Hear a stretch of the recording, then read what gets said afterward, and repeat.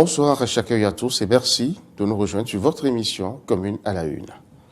Nous espérons qu'en relevant les défis liés à l'alignement des documents de planification et de programmation du développement aux ODD, les objectifs de développement durable, à la production des données statistiques, à la mobilisation et à la gestion efficace des ressources humaines comme financières, puis en tenant compte des leçons apprises des OMD, les objectifs pour le millénaire du développement, la mise en œuvre des ODD, sera une réussite. Et le Bénin pourra compter parmi les nations modèles d'ici 2030. Ainsi parlait M. Abdoulaye Biochane, ministre béninois d'État chargé du plan et du développement, et Siaka Koulibaly, coordonnateur résident du système des Nations Unies et représentant résident du programme des Nations Unies pour le développement au Bénin, dans leur préface relative à la priorisation des cibles des objectifs de développement durable. Ainsi présentés, les ODD auront un fort impact sur l'épanouissement des communautés décentralisées qui, par ce biais, pourront satisfaire leurs besoins vitaux. Mais à quoi serviront?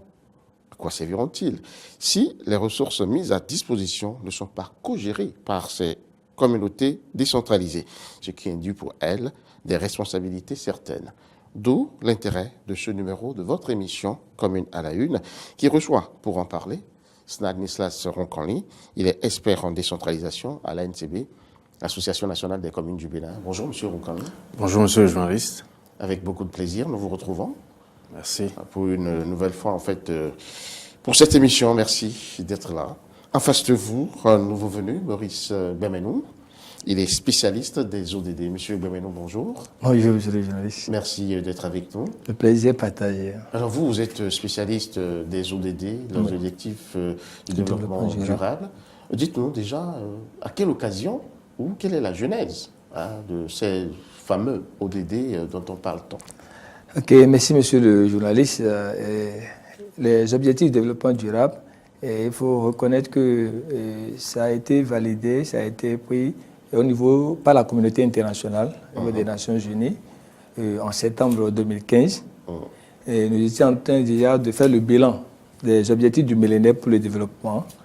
Et la communauté internationale a compris que les approches qui ont conduit les OMD n'ont pas permis d'avoir les résultats escomptés. Et la méthodologie également, donc ils ont changé de stratégie. Donc c'est tiré en conséquence de l'exécution des OMD. Très bien. Donc en réalité, les ODD, c'est le prolongement, ça vient donc remplacer les OMD parce que le bilan n'était pas élogieux.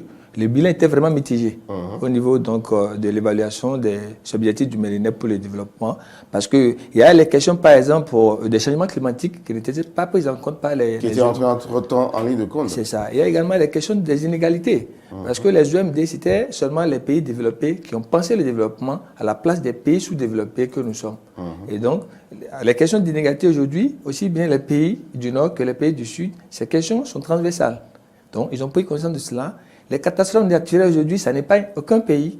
Donc, ça devient donc un enjeu majeur.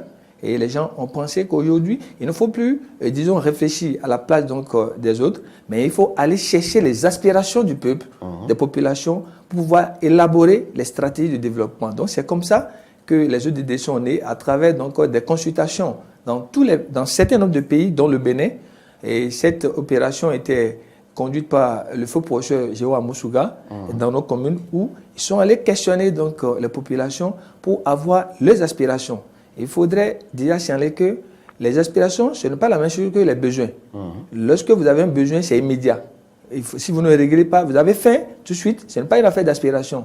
On doit vous donner à manger tout de suite. Ici et maintenant. Oui, mais en termes de perspective, en termes de bien-être à long terme, on parle d'aspiration, non? Ils sont venus recueillir donc, ces aspirations au niveau donc, des populations et c'est en agrégeant toutes ces aspirations qu'ils ont pu élaborer 17 objectifs qui constituent donc, disons, des visions pour 2030 afin que les gens puissent se sentir et on puisse avoir une planète assez développée où les problèmes seraient donc éradiqués et il y aura le bien-être vraiment partagé en majorité sans détruire l'environnement. Parce qu'il y a aussi cet élément qui est disons un plus au niveau des objectifs de développement durable. Le slogan c'est quoi? C'est améliorer, transformer des vies sans détruire la planète. Donc, on va utiliser, bien sûr, les ressources naturelles pour régler nos problèmes de survie, de subsistance, mais on ne doit pas, disons, enfreindre à la nature pour que les générations à venir puissent quand même être hypothéquées en matière de développement. Donc, on doit pouvoir transformer des vies tout en préservant donc la planète.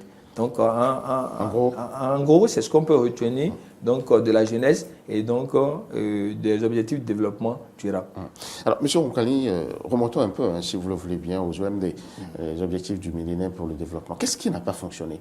Est-ce que c'est parce que ces objectifs étaient un peu trop utopiques ou n'étaient pas vraiment bien appréhendés par les populations qu'on a dû assister à ce bilan mitigé dont parlait tantôt M. Guameno?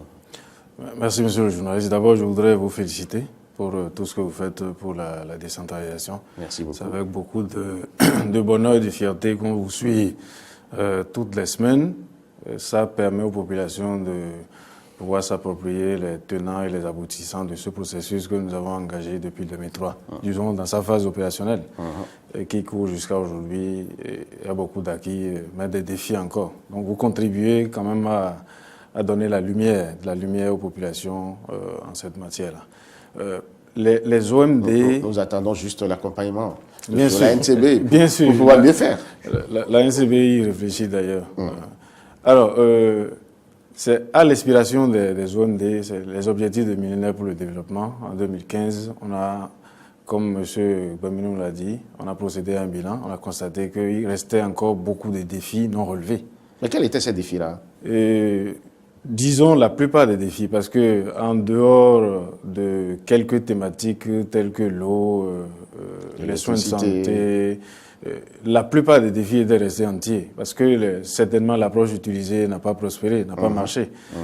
Par exemple, au Bénin, c'est beaucoup plus au sommet de l'État qu'on a mis en œuvre les OMD, alors qu'il fallait les faire porter par les dirigeants locaux. Ça n'a pas été le cas. Il y a eu beaucoup trop de slogans. Beaucoup de trop déclarations. De slogans, il n'y a pas eu d'action concrète et le pilotage est resté en haut. C'est de l'approche top-down qu'on a utilisée au lieu de bottom-up. Faire remonter les vrais besoins, développer des stratégies à la base, ça n'a pas été le cas. Donc je crois que le Bénin a fait quelques progrès en matière d'eau. Il y a d'autres domaines, mais c'est des progrès peu significatifs. À petits pas. Et c'est à l'image de l'ensemble des pays du monde entier. Je dois préciser à ce niveau que les OMD étaient beaucoup plus élaborés pour les pays pauvres. C'est la différence avec les OMD. Mais comment expliquer cela? Des grands se sont mis là-bas, ont imaginé les difficultés ou bien ce que les objectifs de leur caméra ou de leur appareil photo ont pu capter, eh bien les ont édifiés ou quoi? Vous avez raison, mais il y a eu quand même un processus. En fait, il y a eu plusieurs études qui ont montré les priorités, un peu comme ce qu'on a fait au niveau dans la perspective de l'agenda 2030. Il y a eu des études qui ont été élaborées, qui ont été réalisées dans plusieurs pays et qui affichent les vrais besoins des populations. Et c'est sur cette base que les OMD ont été définis. Mais comme je l'ai dit, c'est beaucoup plus dans la mise en œuvre que ça n'a pas marché. Et tirant leçon de ces insuccès, je crois que les dirigeants du monde entier se sont retrouvés encore le 25 septembre 2015 pour adopter cette fois-ci un agenda. Un agenda dénommé Agenda 2030 qui comporte les 17 objectifs de développement durable, mais aussi des principes de mise en œuvre. C'est la différence. Donc, l'agenda 2030, c'est ODD plus principe de mise en œuvre. D'accord. Ici, ce qui manquait aux OMD a quand même été trouvé ici. Oui, ça a été rattrapé. Et c'est le système de mise en œuvre. Exactement. C'est pour l'ensemble des avec pays. Une chronologie. Exactement. Et des stratégies de mise en œuvre. Et c'est l'ensemble des pays du monde entier qui sont concernés. Il y a aussi bien les pays pauvres, mais aussi les pays riches. Parce que, comme il a dit, il y a les questions de changement climatique, la question des injustices, les questions d'équité, des droits de l'homme. Tout ça là s'intègre maintenant dans le nouvel agenda, dont la vision, c'est de transformer le monde. Transformer le monde. Et transformer le monde dans quel sens? Oui, c'est-à-dire, vous savez qu'il y a beaucoup de disparités aujourd'hui au niveau du monde. On a des pays du sud, des pays du nord, même au niveau du tiers-monde. Voilà. Et les pays du nord, même à l'intérieur, il y a des disparités. Donc, il faut travailler à réduire ces disparités-là à travers des dispositifs d'équité, d'accès égal à certains services, à certaines opportunités. Et donc, ça, c'est la vision. En dehors de ça, il y a des principes de mise en œuvre. Dans la mise en œuvre de ces objectifs-là, à travers leurs cibles, nous devons constater qu'il y a une certaine universalité, c'est-à-dire que partout dans le monde, les défis que comporte l'agenda 2030 doivent être les mêmes. Les solutions apportées, même si ça doit tenir compte des spécificités locales, ça doit être la même chose. Donc c'est universellement reconnu qu'il y a des problèmes à régler. En dehors de ça, nous avons des responsabilités partagées. Ce n'est pas le seul fait des dirigeants au sommet de l'État, mais il y a aussi les dirigeants locaux, il y a la société civile, il y a tous les autres acteurs qui doivent se mettre ensemble. Il y a l'approche intégrée, parce que les ODD s'imbriquent en fait. Donc, c'est pas détaché, ce n'est pas des objectifs qu'il faut mettre il y a des corrélations. Exactement. Donc, en dehors de ça, nous avons la redevabilité, parce que lorsque nous mobilisons les ressources, il faut qu'on rende compte aux populations, il faut qu'on rende compte aux partenaires. Donc, c'est un axe très important. La reddition de comptes ici aussi. Exactement. Et il y a enfin le principe d'inclusivité ou d'inclusion, c'est-à-dire leave no one behind, ne laisser personne de côté. Dans tout ce que nous faisons, dans l'élaboration des politiques, dans leur mise en œuvre, nous devons tenir compte des différentes parties prenantes, des bénéficiaires et des autres acteurs. Donc, c'est les principes de mise en œuvre. Ça. Nous avons maintenant les piliers des ODD. En temps normal, quand on parle de développement durable, c'est-à-dire les objectifs de développement durable, nous avons les 3 dimensions, n'est-ce pas? Il y a la dimension économique, il y a la dimension sociale, il y a aussi la dimension environnementale. Mais ça reste un peu global. Donc, on a essayé de monnayer un peu cela dans l'agenda 2030. Et les 5 principes, c'est-à-dire qu'on appelle aussi 5 P, nous avons par exemple la planète, donc tout ce qui est question d'environnement, de changement climatique, la protection des sols, des eaux, tout ça, c'est au niveau de la planète. En dehors de ça, nous avons la prospérité, parce qu'il faut travailler à accroître le revenu des populations. Nous avons la paix, il faut des institutions durables pour permettre à tout un chacun de pouvoir bénéficier des opportunités, des services de façon équitable. Nous avons, j'ai dit, la planète, la prospérité, la paix, le partenariat, parce que les défis sont énormes, on ne peut pas les atteindre seuls. Des partenariats doivent être développés au niveau international, mais à l'intérieur des pays aussi, les dirigeants publics doivent savoir impliquer les acteurs locaux, les autres parties prenantes du développement, à savoir la société civile par exemple. Et M. Gbemenou, disons, à travers sa structure, est très bien impliqué dans tout ce qui se fait au Bénin. Donc voilà globalement ce qu'on peut dire. Le 5e pays, c'est lequel? C'est la population. C'est la population. La population. La population qui est finalement destinataire de tout ce qui est fait. Exactement. Mais moi, je suis un peu curieux, M. Gbemenou. Oui. On n'a pas noté la production parmi les pays. Bon, la production devait quand même venir soutenir tout ceci. Oui, c'est déjà inclus dans la prospérité. Parce qu'on parle de la croissance économique. Qui parle de la croissance économique ne peut pas parler de l'économie sans production, sans les facteurs de production, sans la production elle-même, sans la commercialisation. Donc, c'est toute une chaîne de valeur qu'il faut développer en termes de transformation économique. Et quand vous prenez l'EDD 8, c'est ça qui parle donc de la croissance économique et du travail décent. Et je profite rapidement pour rappeler que lorsque nous prenons CP, au niveau de l'agenda, c'est bien circonscrit. Lorsque vous êtes dans la population, le premier P qui est population, ça prend en compte tout ce qui touche donc aux services sociaux de base, c'est-à-dire en termes de santé, la faim, l'éducation, l'égalité du genre, l'eau, l'assainissement. Donc, les ODD de 1 jusqu'à 6 prennent en compte ce premier P-là. D'accord. Je tiens à préciser ça pour que nos téléspectateurs puissent bien saisir. Bien comprendre. Donc, le premier P, qui est la population, prend les ODD de 1 jusqu'à 6. Le second P, qui est la prospérité, la croissance économique, avec tout ce que ça comporte, ça prend les ODD de 7 jusqu'à 11. C'est-à-dire tout ce qui concerne l'énergie renouvelable à coût abordable, tout ce qui concerne l'industrialisation, tout ce qui concerne donc les inégalités à l'intérieur comme entre les pays, comme à l'intérieur des pays, tout ce qui concerne, disons, les villes résilientes qui doivent être adaptées. Aujourd'hui, on doit construire les villes pour que cela puisse s'adapter aux mutations et au changement climatique, pour éviter donc les ravages à partir des catastrophes. Donc, ça, c'est de les ODD 7 jusqu'à 11. on les regroupe dans le second P qui est la prospérité. Prospérité. Et le troisième P qui est la planète, ça prend en compte les ODD 12, 13, 14 et puis 15. C'est-à-dire 12 parle de la consommation, la production responsable. Aujourd'hui, on doit produire et en sauvegardant les terres. On doit plus utiliser les pesticides, les engrais chimiques pour affaiblir le sol et provoquer la désertification. Donc, il faudrait qu'on ait les productions bio, écolo. Et il y a également tout ce qui concerne les ressources naturelles, la gestion des forêts, halieutiques, l'écosystème marin, etc. Donc, tout cela, c'est la planète, ça fait l'ODD 12, 13, 14 et puis 15. Et l'ODD 16 seul constitue le 4e P, qui est la paix. Parce que sans la stabilité, sans la paix, on ne peut pas parler de développement.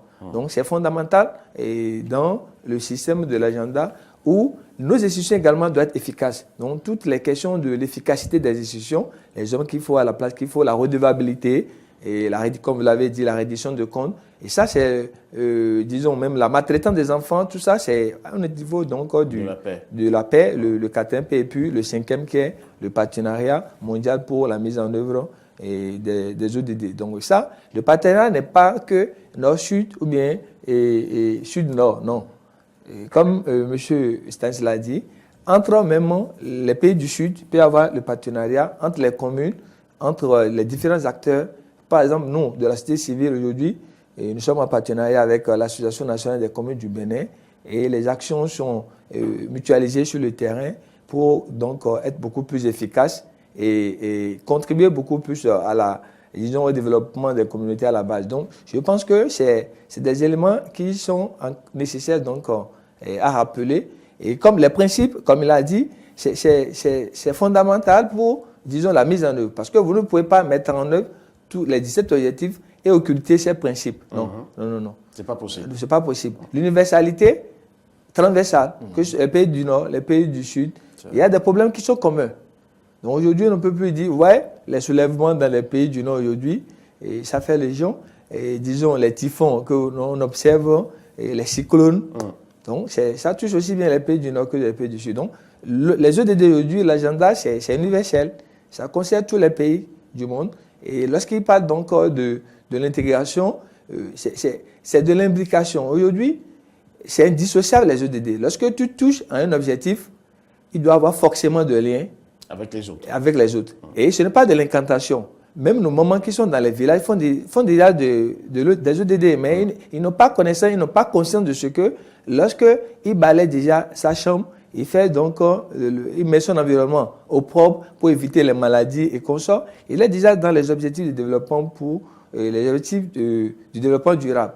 Et lorsqu'il est, par exemple, la vendeuse que vous avez au bord donc, de nos goudrons, il fait ça bouillir, et les attaques pour TV, etc. Il contribue, il aide à la production, mais ce n'est pas encore la production d'échelle qui peut nous permettre d'avoir une économie soutenue et durable pour booster donc, la croissance. Parce que nos économies sont en dents de scie.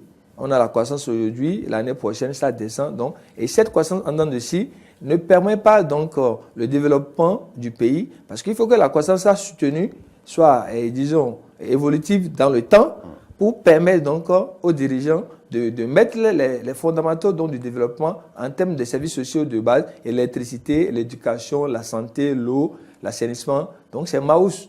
Mais tant qu'on monte, on descend, on monte, on descend, ça ne permet pas aux dirigeants d'avoir l'équilibre, d'augmenter peut-être les salaires, de permettre donc, disons, aux fonctionnaires d'avoir le minimum social commun ou bien d'avoir le surplus qui peut leur permettre donc, disons, d'être à l'abri du besoin. Donc je pense qu'il y a autant de défis qui sont devant nous et avec le temps et de façon, disons, participative, nous devons donc travailler pour que les ODD ne soient pas à l'évaluation en 2030, ne soient pas encore à regretter tout ce qu'on a reproché à la mise en œuvre des OMD. Voilà, ainsi présenté, on constate donc que les populations sont totalement concernées par ces ODD, du premier au dernier, au 17e. Alors, quel est comment dirais-je, le mécanisme de mise en œuvre? C'est quand même multisectoriel, c'est multifonctionnel, ça va un peu dans tous les sens. Comment la mise en œuvre Merci, se faire? c'est une très belle question. Mais avant ça, je voudrais donner quelques précisions par rapport au passage des OMD aux ODD. Nous avions 8 objectifs du millénaire pour le développement. Tout à fait. Comment en est-on arrivé à passer 17. à 17 En fait, il y a certains OMD, j'ai dit la plupart des OMD n'ont pas été atteints. Donc, on a dû éclater certains OMD pour que ça devienne des objectifs de développement durable. Il y a par contre quelques OMD, quelques ODD qui forment en fait un OMD. Je ne sais pas si vous comprenez. Tout à fait. Voilà. Donc, ça a été démultiplié en fait. Exactement. Alors, pour revenir à votre question, tout comme pour les objectifs millénaires pour le développement, chaque pays, pardon, excusez-moi, chaque pays était appelé à s'approprier le document à travers l'élaboration d'un certain nombre de politiques.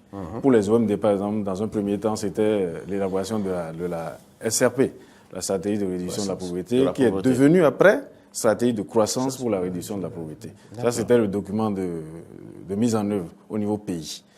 Pour les ODD, c'est-à-dire l'agenda 2030, chaque pays est appelé aussi à s'approprier ces objectifs-là. Au Bénin, par exemple, nous avons 2 documents de référence.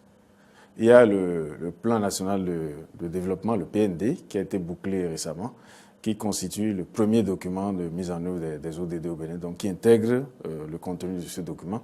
En dehors de ça, nous avons le PC2D, qui est en fait le correspondant de la SRP. Le PC2D, c'est le plan de croissance pour le développement durable. Donc le Bénin aussi vient d'élaborer ce document. Mais avant ça, nous avons le processus d'appropriation même au niveau national qui s'est déroulé en plusieurs étapes, qui est en cours d'ailleurs.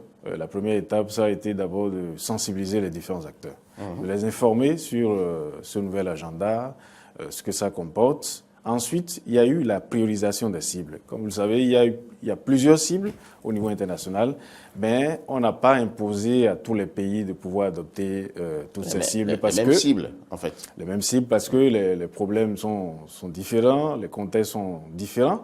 Donc chaque pays est appelé à prioriser ces cibles. Nous avons fait cette opération-là au Bénin. Ensuite, nous avons domestiqué les indicateurs, parce que les indicateurs ont été élaborés au niveau international, tenant compte globalement des réalités sur le plan planétaire. Donc chaque pays doit pouvoir prendre à son compte les indicateurs qu'il peut, renseigner. Au Bénin, il y a des indicateurs que nous n'avons pas les moyens de renseigner. Donc on a fait... Bon, il y en a? Oui, il y en a. Laquelle, par exemple? Bon, je n'ai pas la précision, mais ça dépend des choix fondamentaux qu'on a fait pour le développement de notre pays. D'accord. Et ensuite, nous avons élaboré, c'est un processus qui a été bouclé il y a quelques temps seulement, le costing de mise en œuvre. Nous avons dit qu'il y a des objectifs à atteindre. Et quels sont les moyens dont nous avons besoin pour pouvoir atteindre ces objectifs-là? Donc, les moyens financiers en l'occurrence. Donc, une étude a été réalisée, une étude qui a impliqué la plupart des acteurs qui interviennent dans la mise en œuvre des ODD au Bénin. Donc, cette étude-là dresse, par exemple, l'étendue des ressources financières dont nous avons besoin pour atteindre les objectifs à l'horizon 2030. Actuellement, la Direction générale de la coordination et du suivi des ODD, qui est l'instance mise en place au plan national pour coordonner toutes les activités entrant dans le cadre de la mise en œuvre de cet agenda et qui est rattachée au ministère du Plan et du Développement. Donc, cette structure travaille en ce moment sur la stratégie de localisation. Une fois qu'on a réussi l'intégration des ODD au plan national, donc il va falloir maintenant accompagner les dirigeants locaux à pouvoir prendre en compte ces objectifs dans les documents de planification locale. C'est ce qui est en cours en ce moment. Donc, globalement, c'est le processus d'appropriation au niveau national. Nous reviendrons sur les rôles et les responsabilités des communes tout à l'heure. Tout à fait. Et c'est d'ailleurs l'objectif de cette émission. Monsieur Bémenou, puisqu'il faut y aller, allons-y. Les populations se retrouvent au cœur même de la réalisation de cette ODD. Et les populations aujourd'hui gèrent à la base leur communauté. Quelles peuvent être les responsabilités à la base, au niveau des communautés décentralisées? Merci, monsieur le journaliste. Je pense que c'est fondamental. Parce qu'à l'évaluation des ODD de l'agenda, ce n'est pas au niveau macro, ce n'est pas au niveau central, mais c'est dans les communautés à la base qu'on saura s'il y a eu effectivement la transformation des vies. et puis la préservation de la nature. Et donc je pense que les parties prenantes, c'est tout le monde. Lorsque vous prenez les parties prenantes même de la mise en œuvre de l'agenda, c'est tous les acteurs. C'est pourquoi il y a un principe sacro-saint qui dit ne laissez personne de côté. Que vous soyez intellectuel ou non intellectuel, vieux ou jeune, personne handicapée, personne de troisième âge, femmes, etc. Tout le monde est concerné par cet agenda, par la mise en œuvre donc, de cet agenda. Et la responsabilité donc, et de la population, des communautés à la base, c'est une grande responsabilité. Mais faudrait-il que ces communautés à la base puissent comprendre d'abord ce qu'on entend par les objectifs. Parce que c'est comme de l'incantation. Comprends pas fin pour la zéro. petite histoire, moi, Oui. je vais vous le dire, je vais vous raconter ma petite expérience. Quand on parle d'OMD, moi je suis toujours dans les nuages. J'ai suivi certains ateliers avant de commencer à comprendre un peu. Et puis, des OMD, on passe aux EDD. C'est compliqué. Quoi ça? Donc, à la base, quel sera la situation? Je vous assure, même actuellement, à des niveaux insoupçonnés de la hiérarchie du pays, beaucoup ne comprennent pas. Quand on parle de l'agenda 2030, ça ne leur dit rien. Quand vous ramenez encore l'agenda 2063 de l'Union africaine, c'est catastrophique. Et puis, si les intellectuels de ce niveau, de ce rang, ne comprennent pas encore, qu'est-ce qu'il en serait donc de nos populations là? Donc, le premier élément, c'est l'appropriation. Donc, le gouvernement a fait même un séminaire gouvernemental pour permettre donc aux dirigeants, aux ministres donc, de s'approprier du thème. Mais nous, au niveau de la société civile, on a fait quand même un travail bien vrai avec les moyens qui étaient les nôtres. On a été dans certains nombre de départements, nous, au niveau du réseau des ONG pour les objectifs de développement durable, parce qu'on a un grand réseau comme ça. D'accord, il y a un réseau qui a été créé à cet effet. Un réseau des ONG. Oui, pour les objectifs de développement durable. C'est ça que moi, je suis le directeur exécutif de ce grand réseau qui mobilise plus de 400 organisations sur toute l'étendue du territoire national, avec des coordinations décentralisées au niveau des communes, au niveau des départements. Et donc nous avions dit qu'il faut quand même permettre à ces acteurs qui sont en contact avec les populations de pouvoir maîtriser d'abord, comprendre le contenu donc, de cet agenda, et avec l'appui de l'ANCB, de la GIZ qui a le programme d'appui à la décentralisation et au développement des communes, qui est PDDC, c'est ça, hein?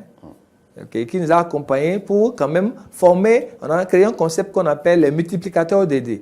Donc, dans un département, par exemple, du Plateau, où il y a 5 communes, et on prend au moins 10 organisations par commune, et on les forme comme des formateurs, comme des multiplicateurs ODD. Et une fois dans leur localité, dans leur commune, ils ont l'obligation de faire la restitution et de dupliquer ces formations au niveau donc, des arrondissements, au niveau des quartiers. On a fait ça dans le Plateau. On a fait ça également dans le Mé, dans le littoral, dans l'Atlantique, le Mono et le Koufo.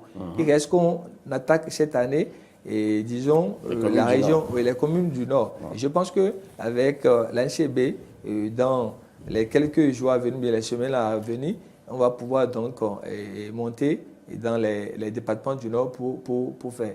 Je voudrais quand même préciser que, en parlant donc des ODD, le Bénin, les ODD, ça fait 17 objectifs. Mais il y a 169 cibles et 241 indicateurs. Ça, c'est des données qu'il faut que les gens gardent. Oui, faites un peu nous, la différence. Oui, les cibles, les indicateurs. Vraiment. OK. Je vais donner des exemples très quand même précis. Vous prenez, on a un document au Bénin qu'on appelle Bénin à l'Afia, 2025. Ça là, c'est un document de planification, mais c'est à long terme. Quand on prend ça, on ne peut pas mettre ça en œuvre aussi facilement. Donc, il faut décliner ça. C'est ça qui a donné après le PND, le Plan national pour le développement. Donc, c'est 8 ans. L'autre, c'est 25 ans. Le PND, c'est 8 ans. Mais il y a maintenant le PC2D, qui est le programme de croissance pour le développement durable, qui vient monnayer le PND. Et c'est 5 ans maintenant. D'accord. Donc, ainsi de suite. Et de ça, là, maintenant, chaque ministère va sortir les PTA. Le plan de travail annuel pour pouvoir les suivre aisément. Donc, c'est exactement, lorsque vous prenez l'agenda, c'est un document comme un ouvrage, et à l'intérieur duquel vous avez les principes, vous avez les 17 objectifs, vous avez également le mécanisme de mise en œuvre. Mais quand on prend maintenant les ODD, c'est des objectifs. Il faut pouvoir les monnayer pour que ce soit beaucoup plus appréciable. Donc, c'est là on parle des cibles. C'est des cibles de mise en œuvre. Les cibles viennent monnayer donc les objectifs globaux. Et maintenant, ces cibles, pour mieux les apprécier, on propose des indicateurs. Et c'est pourquoi il parle de la domestication des indicateurs. Parce que quand on dit éliminer la faim en Russie, ça ne veut pas dire la même chose que éliminer la faim au Bénin. Non, non, non.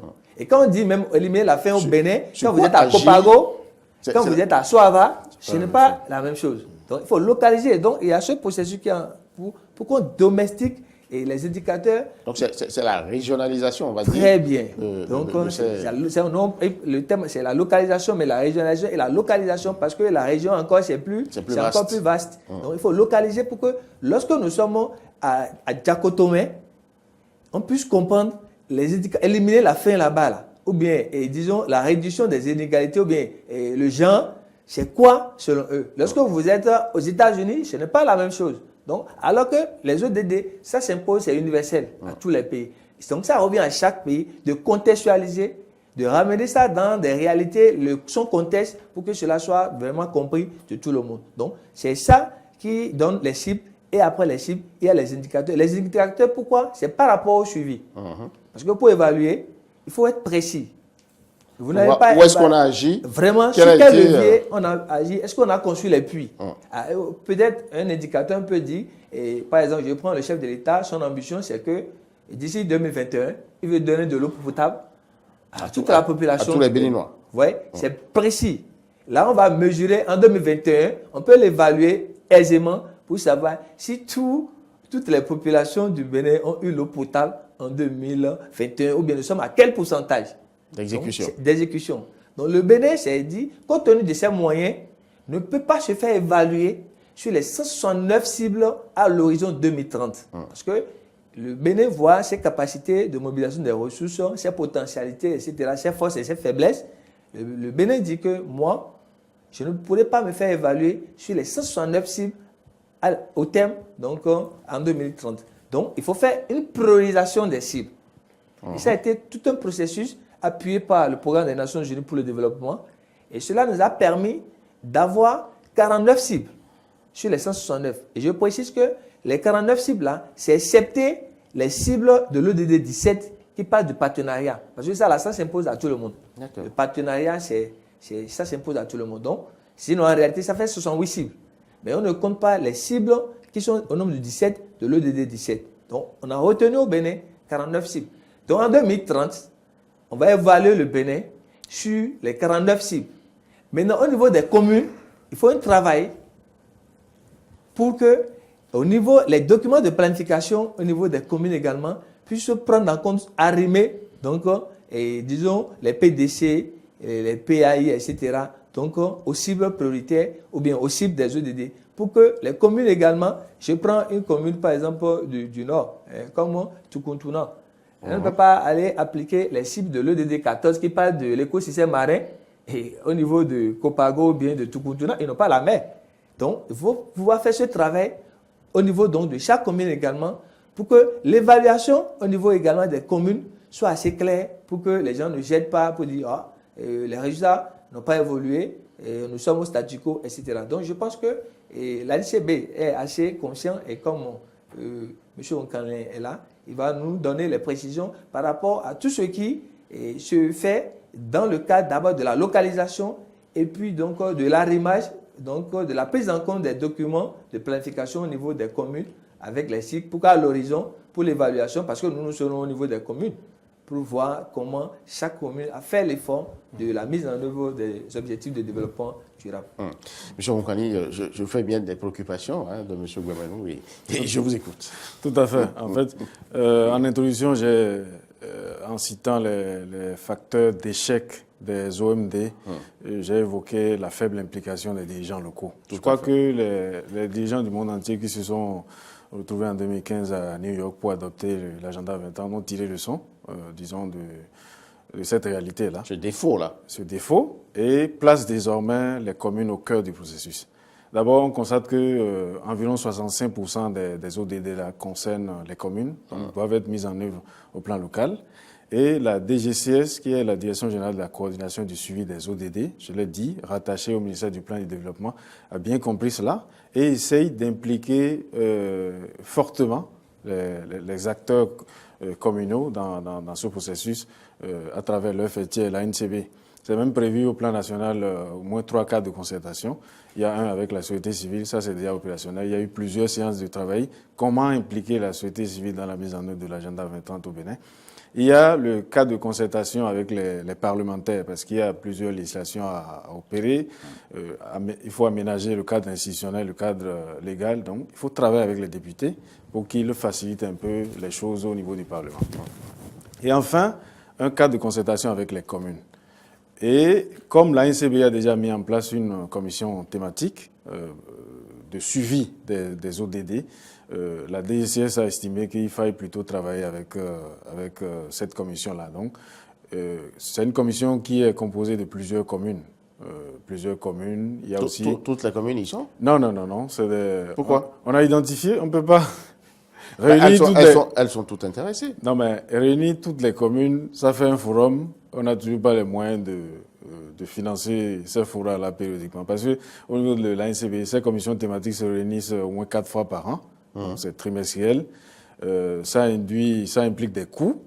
Donc, c'est pas évident. Il y a des représentants des communes. Les communes partagent à peu près les mêmes réalités en termes de défis du développement local. Donc, si elles donnent déjà leurs représentants dans ces creusets de réflexion, je crois que c'est suffisant. En dehors d'elles, il y a d'autres acteurs tels que la société civile, il y a les partenaires au développement, les associations régionales et départementales et des personnes ressources qui nous accompagnent dans la réflexion. Donc, cette commission thématique a déjà tenu plusieurs sessions et à chaque session, on essaie de réfléchir un peu sur comment accompagner véritablement les communes. On a élaboré une feuille de route qui comporte plusieurs axes. Le premier axe, par exemple, c'est de poursuivre la sensibilisation. La DGCS a organisé déjà des séances de sensibilisation. Mais nous, au niveau de l'ANCB, on a réalisé une étude dans une dizaine de communes. Et cette étude montre que l'appropriation est encore très faible. Au niveau des élus, c'est presque au niveau 0, pour ne pas exagérer.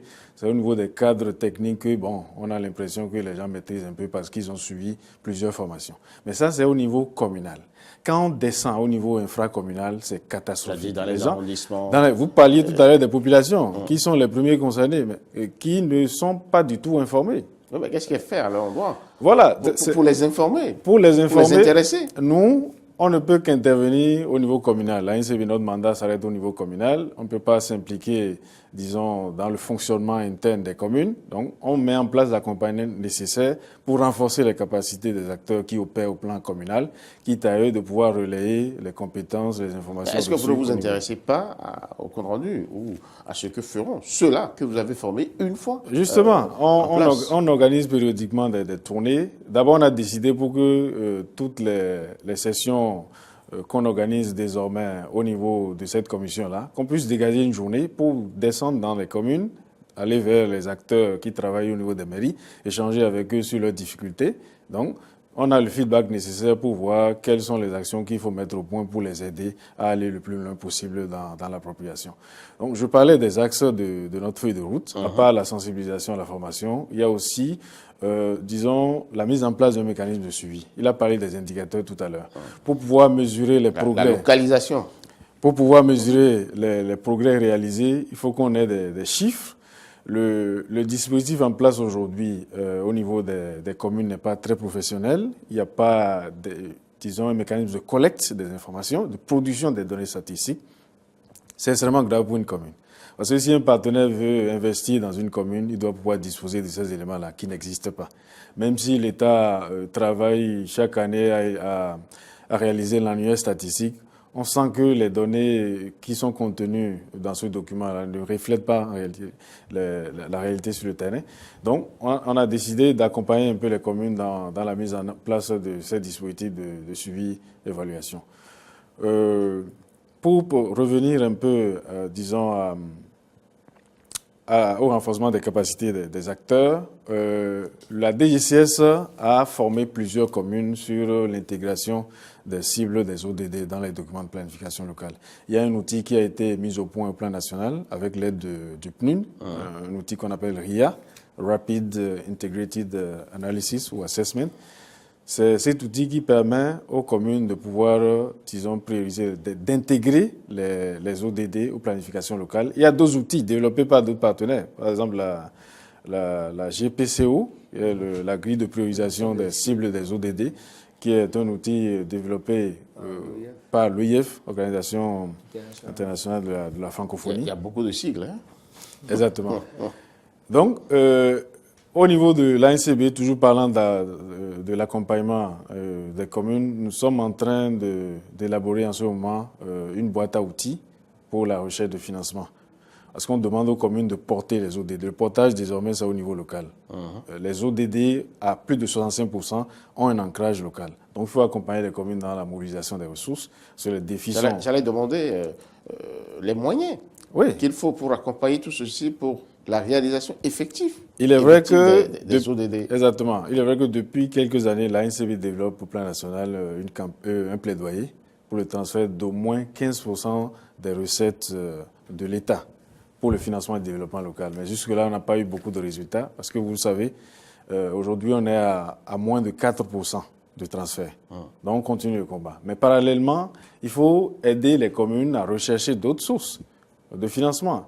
On a dit que le partenariat doit être renforcé avec le secteur privé, avec d'autres organismes. Même la société civile peut aller mobiliser des ressources pour aider les communes à mettre en œuvre des cibles, des ODD. Donc, on travaille vraiment à renforcer les capacités des communes.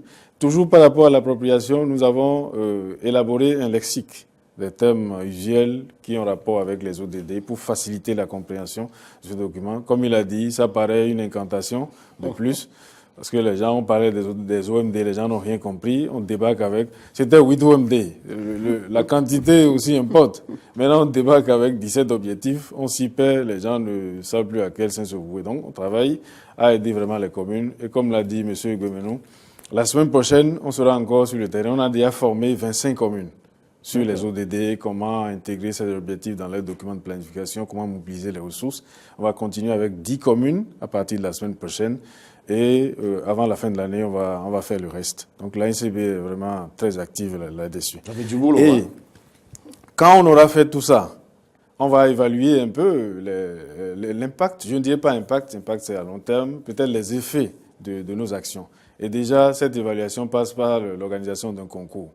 On veut mettre en compétition l'ensemble des communes du Bénin pour voir un peu quelles sont les communes qui essayent d'avancer un peu dans la mise en œuvre de l'agenda 2030. Donc ce concours va être lancé bientôt. Alors, M. Guémenou, que dire alors de ces moyens-là? M.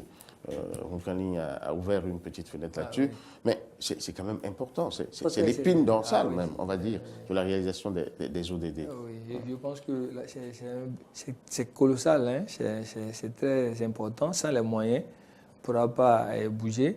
Et je pense que le Bénin a eu cette chance au regard de tout ce qui est exploit et qui a été réalisé à l'interne. Le Bénin a été élu au même titre que le Rwanda par les Nations Unies, par la communauté internationale et a bénéficié d'un financement pour pouvoir évaluer le coût de tout ce que ceci va nous... l'évaluation de la mise en œuvre des ODD, combien ça peut coûter.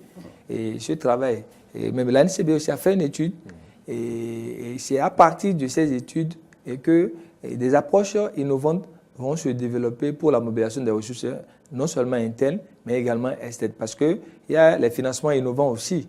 C'est pourquoi il faut pouvoir renforcer la capacité des acteurs, et disons au niveau local, pour que les gens maîtrisent tous les canaux aujourd'hui innovants de mobilisation des ressources à travers, par exemple, les fonds verts, le fonds sur l'environnement et le climat, et disons les appels à projets, tout ce qui est aujourd'hui comme instrument à l'international pour mobiliser les ressources. Il y a des plateformes sur lesquelles les gens peuvent se positionner, mais toujours est-il qu'il faut avoir les ressources humaines de qualité. Sinon, ce n'est plus les projets passe-partout, ce n'est plus les projets, disons récurrents et classiques. Aujourd'hui, ça ne passe plus. Donc, il faut pouvoir qu'au niveau des communes, il y ait une équipe assez dynamique qui soit au parfum, qui soit sur la toile, même au niveau des recherches de financement à l'international. Il y a des plateformes sur lesquelles, dès que vous vous inscrivez, chaque jour, les gens vous envoient des opportunités de mobilisation des ressources. Mais il faut pouvoir proposer, disons, des projets innovants, des idées innovantes à ces structures internationales pour pouvoir capter les ressources qui existent. Donc je pense que ça, c'est un travail que l'ANCB va pouvoir développer avec les communes. À l'interne également, la mobilisation des ressources internes. Et sur ce point, je pense que la société civile travaille avec les communes pour améliorer les ressources à travers... Est-ce que la société civile ne peut pas démarcher, par exemple, des partenaires, des partenariats pour ces communes-là? Je suis d'accord parce que je sais qu'au niveau de la commission thématique des ODD de l'ANCB, on a parlé d'un projet de plaidoyer pour que, au moins, vous savez, actuellement, avec l'expérience que nous avons au niveau de la décentralisation, nous sommes encore à moins de 4% du transfert des compétences. Or, des ressources bien sûr, des ressources au niveau donc, des communes. Donc, il faut faire un travail de plaidoyer, c'est-à-dire la société civile avec l'ANCB et les autres parties prenantes pour que les 15% puissent être une réalité. C'est déjà bien. L'autre chose, à travers, par exemple, disons, l'amélioration de la gestion au niveau local, la mobilisation également des ressources internes, ça sera amélioré. Parce que lorsque le peuple, la population sait que les ressources, les tâches et consorts servent effectivement à améliorer leur quotidien, à transformer leur vie, je pense que les gens ne vont pas hésiter à améliorer. Donc, c'est autant d'éléments que nous pouvons donc partager avec l'ANCB pour que tous ces résultats soient, disons, satisfaisants. L'autre chose, au niveau du réseau, avec l'ANCB, nous avons, parce que le suivi aussi, c'est important. Vous avez la collecte des données, c'est un problème au Bénin. Tout à l'heure, vous avez posé la question de savoir quels sont les secteurs. Il y a des secteurs pleins. Vous prenez aujourd'hui, on parle du genre. Vous prenez le secteur aujourd'hui des inégalités par rapport aux gens et consorts. C'est rare d'avoir des statistiques assez précises pour vous dire à quel pourcentage nous sommes, à quel taux nous sommes, etc. Et quand vous rentrez encore dans les données désagrégées, c'est plus compliqué. C'est-à-dire au niveau des communes, par sexe, par région, ça n'existe pas. Et donc, nous sommes en train de proposer et mettre en place un projet avec l'ANCB que nous appelons Citoyenneté active dans les communes, pour que ce projet mette à la disposition, disons, des communes, des structures, des ONG qui répondent, disons, à 4 volets. Le volet social, le volet économique, le volet environnemental et la gouvernance. Et les accompagner dans la collecte des données parce que les données ne se collectent pas en l'air. C'est dans des localités, dans des villages qu'il faut aller chercher les données. Mais si vous n'avez pas, le système déconcentré n'est pas aussi huilé pour aller jusqu'au niveau où les ONG sont dans les villages, dans les quartiers, qui travaillent avec les populations. Donc, je pense que c'est déjà des éléments sur lesquels nous travaillons au niveau donc, de l'ANCB. Et je pense que, en ce qui nous concerne, nous faisons déjà l'effort, mais tout ceci, il faut avoir, disons, les ressources pour pouvoir donc les concrétiser. Et nous faisons aussi appel à nos partenaires.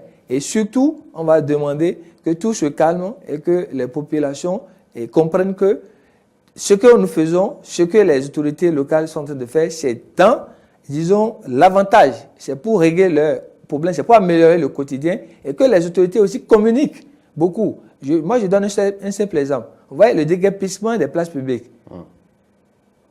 Tout le monde a regretté la manière dont ça a été fait. Mais ça nous permet d'avoir un bon point au niveau à l'international parce que cela règle, ça permet d'atteindre la cible 11.2 de l'EDD 11 par exemple, qui demande donc d'assainir les villes. Donc ça veut dire que les autorités doivent pouvoir communiquer suffisamment avec la population et leur proposer donc des alternatives pour que ces réformes ne puissent pas aller contre vraiment les desiderata ou bien les volontés donc, des populations. Donc je pense que c'est autant de défis. C'est Maus, les ODD, c'est Maus. Et 17 objectifs qui s'imbriquent, indissociables. Et il faut pouvoir trouver des solutions pour chaque pan. Et dès que vous touchez une action, ça a des implications. Et ça peut être positif comme ça peut être également négatif. Donc je pense que il va, et les ressources humaines que nous constituons, ça ne suffisent pas. Aujourd'hui, vous ne voyez pas encore les gens vraiment, en termes d'experts, en termes de spécialistes sur ces questions, ne sont pas encore nombreux pour pouvoir aller dans les hameaux, pour vraiment sensibiliser les populations à prendre conscience, disons, de ces réalités et à ce qu'ils sachent qu'est-ce qu'il faut faire nous-mêmes à notre niveau sans avoir forcément les moyens de l'État pour pouvoir accompagner la réalisation des ODD. Parce qu'il y a des actions avec des trucs simples, avec peu de moyens, vous pouvez avoir des impacts, disons, colossaux. Donc, je pense qu'il faut aller dans ces approches où, avec peu de moyens, lui et M. Onkani, il sait, nous, au niveau du route, on n'a pas, c'est sur fonds propres, mais ce qu'on a réalisé en 2 ans, je pense que C'est Même énorme. si c'est vraiment énorme. C'est énorme. C'est énorme. Alors, M. Moukani, très rapidement, parlons un peu du délai, 2030. Est-ce que ce délai-là est raisonnable pour pouvoir vraiment obtenir quelque chose de concret? Ça, c'est une question colle.